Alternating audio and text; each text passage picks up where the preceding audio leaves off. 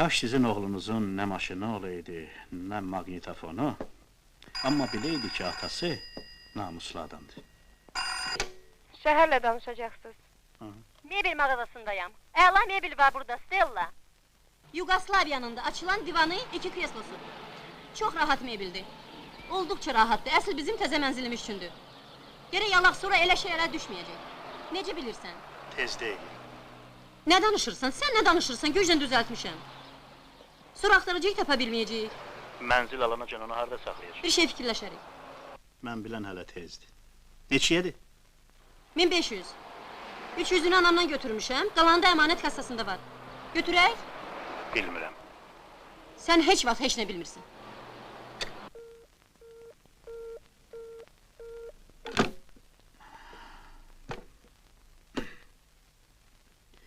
Sabah mən işi məcburən məhkəməyə verim. İstintaq materiallarına əsasən günahlar sizin boynunuza düşür.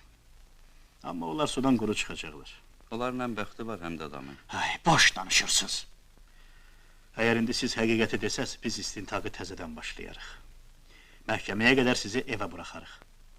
Söz verirəm ki, məhkəmə sizin keçmişinizi nəzərə alacaq. Cəzanızı yüngülləşdirəcək. Müstəntiqlərin peşəsi həmişə söz verməkdir. Mən söz verməyə də bilərdim. Ümumiyyətlə sizlə bu söhbəti aparmaya da bilərdim. Sabah işi verəcəyəm məhkəməyə. Bu sizin üçün son imkandır. Yəni bunu da başa düşmürsünüz.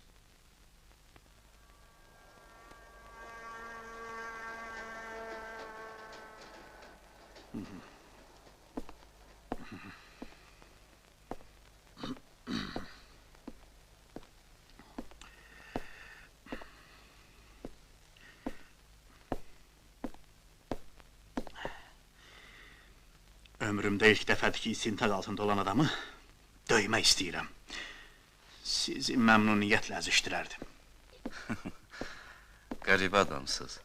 Mən o adamlarla müəyyən şərtlər əsasında işləmişim. Deməli, o şərtləri yerinə yetirməliyəm. Sonraki peşmançılığın nə faydası?